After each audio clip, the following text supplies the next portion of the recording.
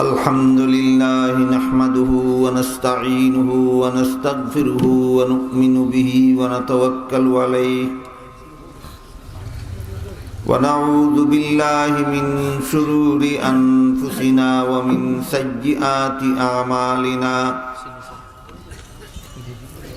من يهده الله فلا مضل له ومن يضلله فلا هادي له ونشهد أن لا إله إلا الله وحده لا شريك له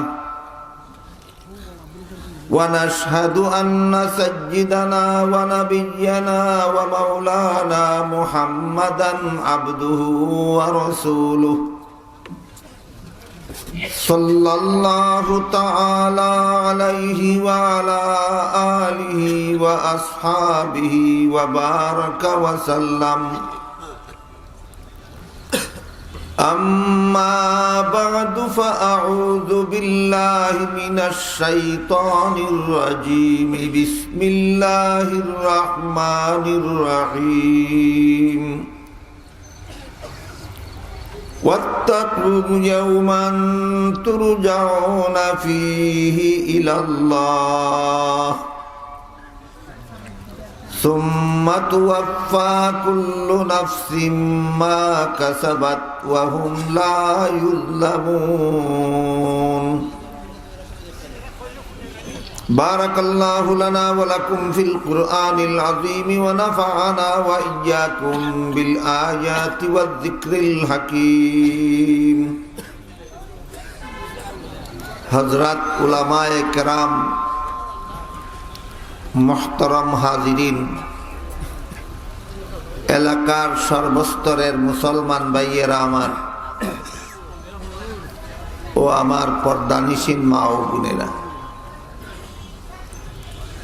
পবিত্র কোরআনের যে আয়াত আমি আপনাদের সামনে তিলাওয়াত করেছি, এই আয়াত রাসূল করিম সাল্লাল্লাহু আলাইহি ওয়াসাল্লামের কাছে আল্লাহ পাক রব্বুল আলামিন নাজিল করেন সর্বশেষে। এই আয়াত নাজিল হওয়ার 9 দিন পরে রাসূল দুনিয়ার থেকে বিদায় হয়ে যান। কোরআন শরীফ যে নিয়মে লেখা আছে নাজিল সেই নিয়মে হয়েছে না। কোরআন শরীফ নাজিল হয়েছে যখন মানুষের যে বিষয়ের দরকার পড়ছে সেই বিষয়ের সমাধানের আয়াত নাজিল করে দেওয়া হয়েছে, কিন্তু লেখা হয়েছে লৌহে মাহফুজে যে নিয়মে লেখা আছে সেই নিয়মে। এই জন্য লিখিত কোরআন শরীফের মধ্যে আমরা সর্বশেষে যে আয়াত দেখতে পাই সেই আয়াত হইল মিনাল জিন্নাতি ওয়ান নাস।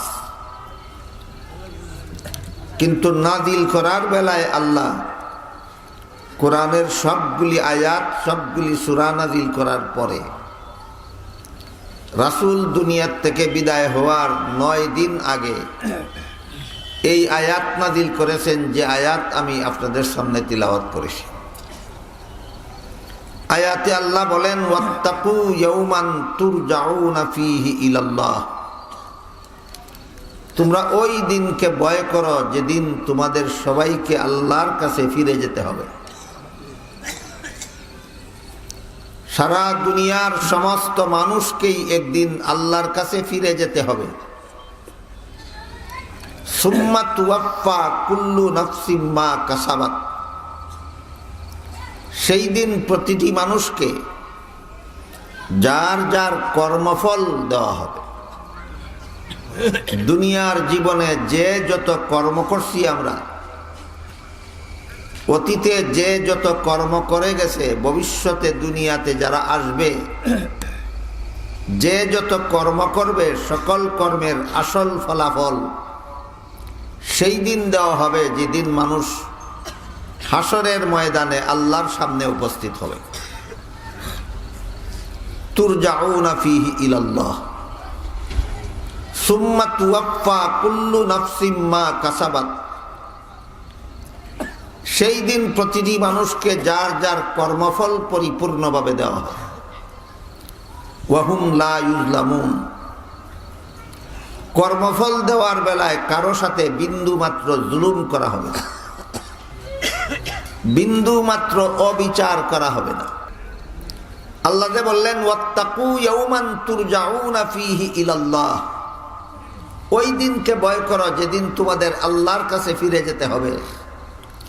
সুম্মা তুওয়াফফা কুল্লু নাফসিম মা কাসাবাত, সেদিন তোমাদের প্রত্যেকের কর্মফল দেওয়া হবে। ওয়া হুম লা ইউজলামুন, কারো সাথে অবিচার করা হবে না। অবিচার করা হবে না তো আল্লাহ বললেন, আল্লাহ তো কোনোদিন কারো সাথে বিন্দু মাত্র অবিচার করেন না। কিন্তু হাসরের দিন যদি আল্লাহ কারো সাথে সুবিচার করেন, সে কি রক্ষা পাবে? রক্ষা পাবে না। তাহলে কিয়ামতের দিনের হিসাব নিকাশে নাজাত পাওয়ার একমাত্র ব্যবস্থা হবে আল্লাহর দয়া, আর বন্দার ইবাদত বন্দেগীটা হবে আল্লাহর দয়া পাওয়ার উসিলা। তাই আল্লাহ পাক রব্বুল আলামিন কিয়ামতের দিনের ভয় অন্তরে রাখার জন্য এই আয়াত নির্দেশ দিয়া এই আয়াত নাযিল করেছে। ওয়াত্তাকু ইয়াউমান তুরজাউনা ফীহি ইলাল্লাহ, ওই দিনকে ভয় করো যেদিন আল্লাহর কাছে তোমাদের ফিরে যেতে হবে, অর্থাৎ কিয়ামতের দিনের হিসাব নিকাশের ভয় অন্তরে রাখো। হাদিস শরীফে রাসূল করিম সাল্লাল্লাহু আলাইহি ওয়াসাল্লাম বলেন, হাসরের মাঠের হিসাব নিকাশ হবে দুই প্রকার। এক প্রকার হিসাব নিকাশের নাম সহজ হিসাব, আরেক প্রকার হিসাব নিকাশের নাম কঠিন হিসাব। যাদের হিসাব সহজ হবে তারা রক্ষা পাবে, যাদের হিসাব কঠিন হবে তারা জাহান্নাম থেকে রক্ষা পাবে না। সাহাবায়ে কেরাম জিজ্ঞাসা করেন, ওগো আল্লাহর রাসূল, হাসরের মাঠের সহজ হিসাব কোনটা আর কঠিন হিসাব কোনটা? রাসূল বলেন,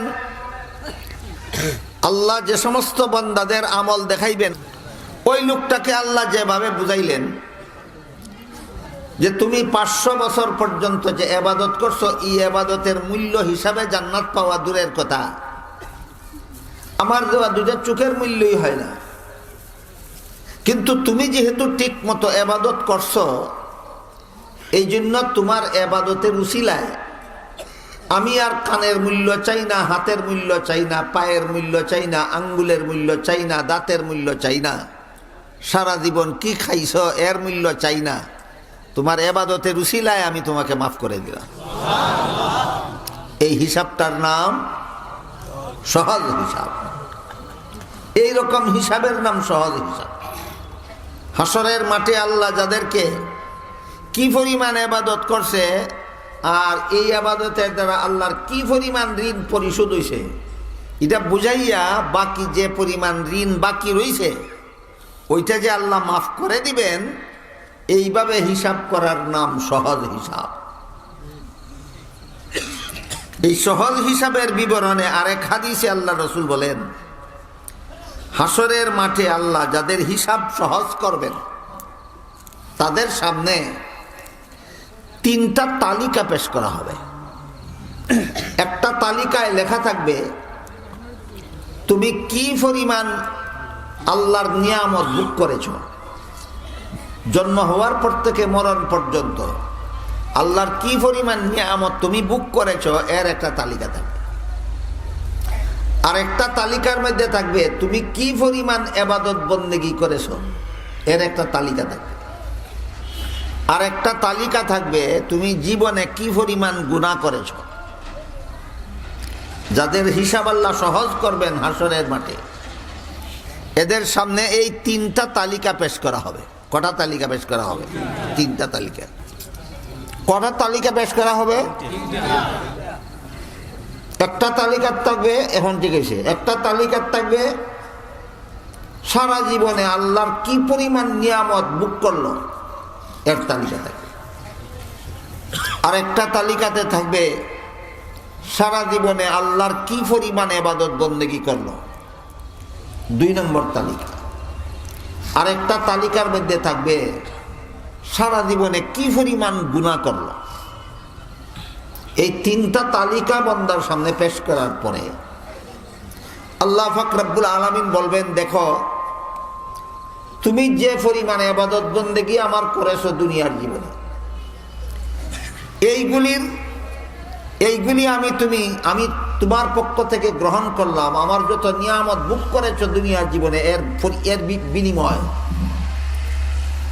সারা জীবনে আমার যত নিয়ামত উপভোগ করছো, এর বিনিময় হিসাবে তোমার সারা জীবনের ইবাদত বন্দেগী আমি গ্রহণ করে নিলাম। একটা তালিকার দ্বারা আর একটা তালিকা খতম হয়ে গেল। সারা জীবনের ইবাদত বন্দেগী কোন কাজে শেষ হয়ে গেল?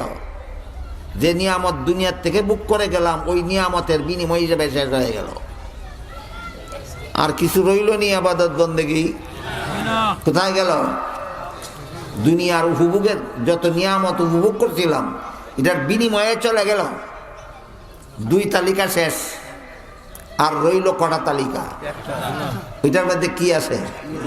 সারা জীবনের গুনাহ আছে। এই মুহূর্তে বান্দা মনে করবে যে আমার সারা জিন্দেগির বন্দেগী তো চলে গেল, দুনিয়াতে যত নিয়ামত ভোগ করছিলাম এর বিনিময়ে গেল, শেষ হয়ে গেল। এখন তো আমার গুনার তালিকা ছাড়া আমার আর কিছু নাই। আল্লাহর রাসূল বলেন, তখন বান্দা মনে করবে যে আমার জাহান্নামে যাওয়া ছাড়া আর রক্ষা নাই। এই সময় আল্লাহ বান্দাকে বলে দিবেন যে তুমি যেহেতু ইবাদত বন্দেগী করছো ঠিক মতো, এই ইবাদত বন্দেগী করার উসিলায় আমি তোমার গুনাহগুলি মাফ করে দিলাম। এটা হইল সহজ হিসাব, এটা হলো হাসরের মাঠের সহজ হিসাব। রাসূল বলেন, কিন্তু এইভাবে আমলনামা দেখাইয়া তালিকা পেশ করিয়া মাফ করে দিলাম না কইয়া যে বান্দাকে আল্লাহ জিজ্ঞাসা করে ফেলবেন হাসরের মাঠে, এই সমস্ত গুনাহ তুমি কেন করছো বলো। আল্লাহ যাকে প্রশ্ন করে বলবেন গুনাহ কেন করেছিলে বলো, রাসূল বলেন তার জাহান্নামে যাওয়া ছাড়া রক্ষা হবে না। তার জাহান্নামে যাওয়া ছাড়া রক্ষা হবে না।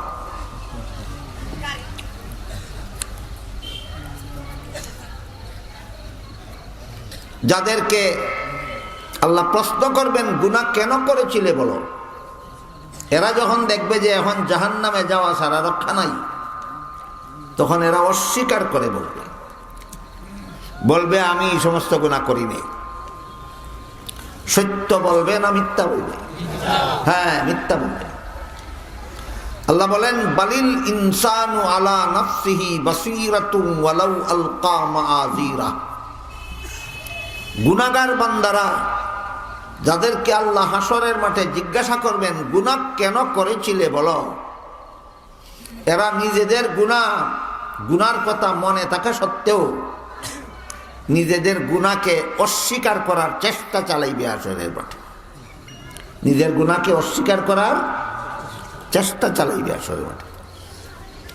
প্রথম দফা যখন আল্লাহ জিজ্ঞাসা করবেন গুনাহ কেন করেছিলে বলো, তখন বলবে এইসব গুনাহ আমি করছি না। এরপরে আল্লাহ তিন ভাবে প্রমাণ করবেন গুনাহ করছো। বান্দা যখন অস্বীকার করবে এইসব গুনাহ আমি করি নাই, তখন আল্লাহ তিন ভাবে প্রমাণ করবেন এইসব গুনাহ তুমি করেছ। তিন পদ্ধতির এক পদ্ধতি হলো জমিনের যেখানে যেদিন যে গুনাহ করছে, জমিনের সেই অংশ আল্লাহর কাছে সাক্ষী দিবে। এই মর্মে আল্লাহ বলেন, ইয়াউমা ইযিন তুহাদ্দিসু আখবারাহা বিআন্না রাব্বাকা আওহা লাহা। আল্লাহ জমিনকে নির্দেশ দিবেন, এই আমার এই বান্দায় তোর কোন জায়গায় কোন দিন কোন গুনাহ করছিল বল। জমিন বলে দেবে। গুনাহ যে করছিল এর এক সাক্ষী হবে জমিন, আর এক সাক্ষী হবে তার শরীরের অঙ্গ প্রত্যঙ্গ। এই মর্মে আল্লাহ বলেন, আল ইয়াউমা নাখতিমু আলা আফওয়াহিহিম ওয়া তুকাল্লিমুনা আইদিহিম ওয়া তাশহাদু আরজুলুহুম বিমা কানু ইয়াকসিবুন। পাপিষ্ঠরা যখন অস্বীকার করবে আমরা পাপ করি নাই, তখন আল্লাহ তাদের মুখে মোহর মেরে দেবেন, বাক শক্তি বন্ধ করে দেবেন। হাতকে জিজ্ঞেস করবেন তোর দ্বারা কোন গুনাহ করাইছিল বল, হাতের গুনার কথা বলে দিবে। পাকে জিজ্ঞাসা করবেন তোর দ্বারা কোন গুনাহ করাইছিল বল, পায়ের গুনার কথা বলে দিবে। চক্ষুকে জিজ্ঞাসা করবেন তোর দ্বারা কোন গুনাহ করাইছিল বল, চোখের গুনার কথা বলে দিবে। কানকে জিজ্ঞাসা করবেন তোর দ্বারা কোন গুনাহ করাইছিল বল, কানের গুনার কথা বলে দিবে। আল্লাহ পাক রব্বুল আলামিন শরীরের অঙ্গ প্রত্যঙ্গকে জিজ্ঞাসা করবেন তোমাদের কার দ্বারা কোন গুনাহ করাইছিল, প্রত্যেকটা অঙ্গ তার গুনার কথা বলে দিবে হাসরের মাঠে। অন্তরকে জিজ্ঞাসা করবেন তোর দ্বারা কি কি গুনাহ সিদ্ধান্ত করেছিল, অন্তর বলে দিবে। এটা কত নম্বর সাক্ষী? গুনাহগারের বিরুদ্ধে 2 নম্বর সাক্ষী। 1 নম্বর সাক্ষী হইব জমিন, 2 নম্বর সাক্ষী হইব তার শরীরের অঙ্গ প্রত্যঙ্গ। তৃতীয় পদ্ধতি, যে পদ্ধতির মাধ্যমে আল্লাহ পাপিষ্টের গুনাহ হাসরের মাঠে প্রমাণ করবেন, এর তৃতীয় পদ্ধতি হলো আল্লাহ প্রতিটি মানুষের 2 কাঁধে 2 জন ফিরিস্তা মোতায়েন করে রেখেছে। ডান কাঁধের ফিরিস্তা সারা জীবনের নেক আমল লেখে রাখে, বাম কাঁধের ফিরিস্তা সারা জীবনের গুনাহ লেখে রাখে। গুনাহগার যখন অস্বীকার করবে আমি গুনাহ করছি না, তখন বাম কাঁধের ফিরিস্তার লিপিবদ্ধ রেকর্ড তার সামনে দেওয়া হবে। গুনাহগারে হাত বাড়াইবে, ডাইন হাত, এটা হাতে নিয়ে দেখার জন্য। আল্লাহর পক্ষ থেকে ফিরিস্তাগণ তার ডান হাতটাকে গারের সাথে মুড়াইয়া বেঁধে দেবেন, আর ডান হাত বাড়াইতে পারবে না। এরপরে তার বাম হাতটা বুক ছিদ্র করে, বুক দিয়ে ঢুকাইয়া, পিঠ ছিদ্র করে পিছন দিক দিয়ে বাইর করিয়া সেখানে বাম হাতে তার আমলনামা দেওয়া হবে। এখন আমলনামা দেওয়া হলো পিছন দিকে, চেহারা রইল সামন দিকে, দেখবে কেমন করে? আল্লাহর পক্ষ থেকে ফিরিস্তা তার গার মুড়াইয়া, গার মস্কাইয়া চেহারাটা পিছন দিক দিয়ে নিয়ে বলা হবে ইকরা কিতাবাকা কাফা বিনাফসিকাল ইয়াউমা আলাইকা হাসিবা, তোর আমলনামা ফিরা দেখ গুনাহ করছিলে কিনা করছিলে না। এটা হইল তৃতীয় পদ্ধতি। হাসরের মাঠে যখন গুনাহগারেরা নিজেদের গুনার কথা অস্বীকার করবে, বুঝে থাকতে বলুন আল্লাহ কতভাবে প্রমাণ করবেন? 3 ভাবে। 1 নম্বর জমিনের সাক্ষী, 2 নম্বর তার শরীরের অঙ্গ প্রত্যঙ্গের সাক্ষী, 3 নম্বর তার আমলনামার সাক্ষী। 3 পদ্ধতিতে প্রমাণ করার পরে আল্লাহ আবার জিজ্ঞাসা করবেন এখন বল গুনাহ কেন করছিস? তখন কইব আপনি যে প্রমাণ করেছেন এই গুনাহগুলি আমি করেছি, আসলে এই গুনাহগুলি আমি নিজের ইচ্ছায় করি নাই, আমাকে অমুকে হমুকে তমুকে করাইছে। আগে কইছিল করছি না, এখন করছে, প্রমাণ হইয়া গেছে। এখন কয় আমি নিজে করছি না, অমুকে তমুকে করাইছে। এই অমুক আর তমুক কে, এর বিবরণ অনেক লম্বা। দুনিয়াতে যারা অসৎ লোকের সাথে চলাফেরা, উঠা বসা, সঙ্গ লাভ করবে, হাসরের মাঠে আল্লাহ যখন 2য় দফা জিজ্ঞাসা করবেন গুনাহ করেছিলে কেন বলো, বলবে যেটার সাথে চলছিলাম এটাই আমারে গুনাহ করাইছে, যেটার সাথে চলছিলাম। আল্লাহ বলবেন তুই এটার সাথে চলছিলে কেন, কাজে এটাই আমারে গুনাহ করাইছে, কইয়া জানবা সেটি যেত না, তুই এটার সাথে চললে কেন। এক পর্যায়ে গিয়া বলবে রব্বানা আতানা সাদাতানা ওয়া কুবারানা ফাআযাল্লুনাস সাবিলা রব্বানা আতিহিম যিফাইনি মিনাল আযাবি ওয়ালআনহুম লানান কাবীরা।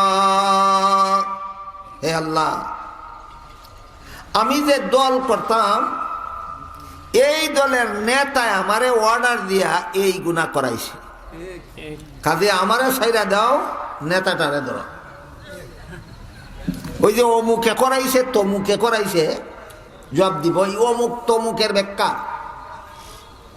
এক সময় গিয়া কইব আমি যে দল করতাম আমার দলের বড় নেতায় হুকুম দিছে এইভাবে গুনাহ করতাম, তার হুকুমে আমি গুনাহ করছি, খালি আমার ছেড়ে দাও, তারে ধরো।